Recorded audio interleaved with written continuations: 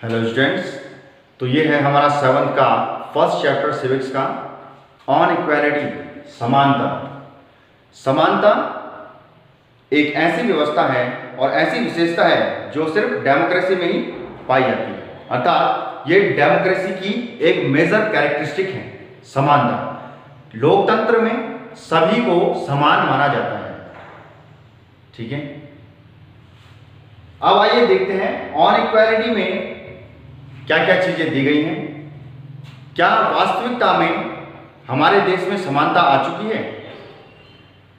आज भी हम देखते हैं कि कई स्थानों पर लोगों के साथ डिस्क्रिमिनेशन किया जाता है। Gender based discrimination, caste based discrimination, untouchability. ठीक है, तो इस चैप्टर में हम समझेंगे, अंडरस्टैंड करेंगे हम इक्वालिटी को। ठीक है, तो आइए देखते हैं। इस प्रकार सबसे पहले जो स्टोरी दी गई है आपके पास, वो कांता की स्टोरी दी गई है। कांता एक गरीब महिला है जो जैन साहब है, उनके यहां वो नौकर के रूप में काम करती है, एक डोमेस्टिक वर्कर के रूप में काम करती है। ठीक है, उनके घरेलू कार्य करती है। तो ये जो दिन है वो वोटिंग का दिन है, और वोटिंग के दिन सभी लोग वोट डालने के लिए जाते हैं पोलिंग बूथ में। तो पोलिंग बूथ वो जगह है जहां पर आप क्या करते हैं, आपको अगर कोई रिप्रेजेंटेटिव पसंद है तो आप उसको क्या करेंगे, वोट डालने जाएंगे, और उसी के बाद एमएलए, एमपी, और इस प्रकार जो है आप एक सरकार बनाने में एक महत्वपूर्ण भूमिका निभाते हैं एक वोटर के रूप में। तो ये जो पहला दिन है वो एक मत देने का दिन है। ठीक है, तो यहां पर सुजाता, जैन, कांता सभी एक लाइन में लगे हुए हैं और अपनी बारी का इंतजार कर रहे हैं। यहां पर किसी भी प्रकार की अनइक्वालिटी देखने को नहीं मिल रही है, और कांता खुश है कि उसके मत का मूल्य भी वही है जो जैन साहब का, सुजाता के मत का मूल्य भी वही है, और वहां खड़े प्रत्येक व्यक्ति के मत का मूल्य भी वही है, एक वोट और एक मत। किसी भी प्रकार की अमीरी और गरीबी का प्रभाव उस वोट के मूल्य पर नहीं पड़ रहा है। तो कांता का नंबर आता है। कांता अपने मनपसंद रिप्रेजेंटेटिव को, जिसने स्वच्छ पेयजल की व्यवस्था उनके इलाके में की थी, उसको उसने वोट किया। इसी के साथ वोट डालने के बाद वो आगे बढ़ती है और अपने घर की ओर जाती है, जहां उसकी बेटी बीमार है, उसकी डॉटर जो सिक है, लेकिन वो उस अपनी बेटी को अस्पताल तक नहीं ले जा पा रही है। क्यों? क्योंकि उसके पास इतने पैसे नहीं हैं कि वो अपनी बेटी का इलाज कर सके।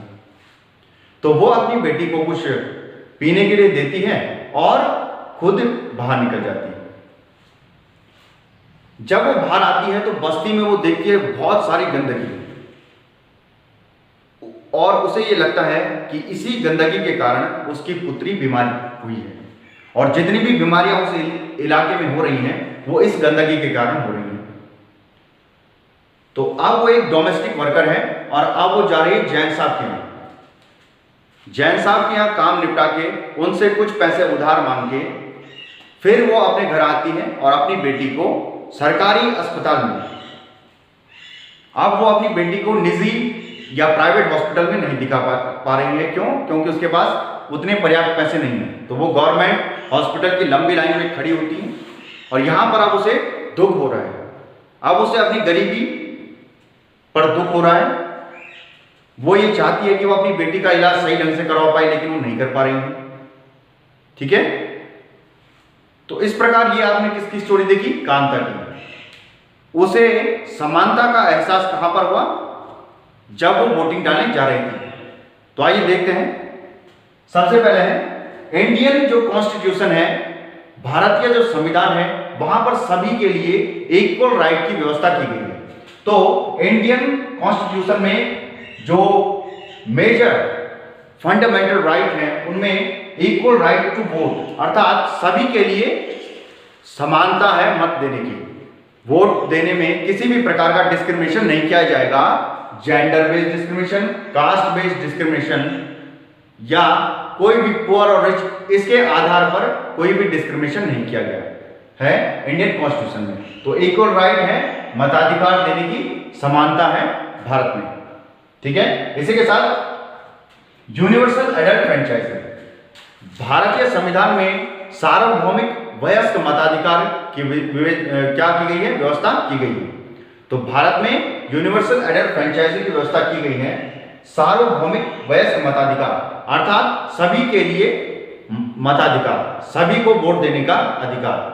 तो अगर आप 18 वर्ष पूर्ण कर लेते हैं तो उसके बाद आपको भारतीय संविधान के अनुसार वोट देने का अधिकार प्राप्त हो जाता है और आप अपने मनपसंद के अनुसार रिप्रेजेंटेटिव का चुनाव कर सकते हैं। किसी भी प्रकार से अनइक्वालिटी यहां पर नहीं की जाती है, जेंडर बेस्ड किसी भी प्रकार की अनइक्वालिटी आपको कास्ट बेस्ड जो है रिच पुअर, ठीक है, यहां पर नहीं की जाती है। तो इस प्रकार ये आपने देखा पहला पॉइंट जहां पर कांता को इक्वालिटी महसूस हुई। इसी के साथ हम स्टोरी में आगे बढ़ते जाएंगे, चैप्टर में आगे बढ़ते जाएंगे और समझते जाएंगे कि कौन कौन से प्रकार की इक्वालिटीज दी जाती हैं और कौन कौन सी अनइक्वालिटीज अभी भी व्याप्त हैं। Thank you.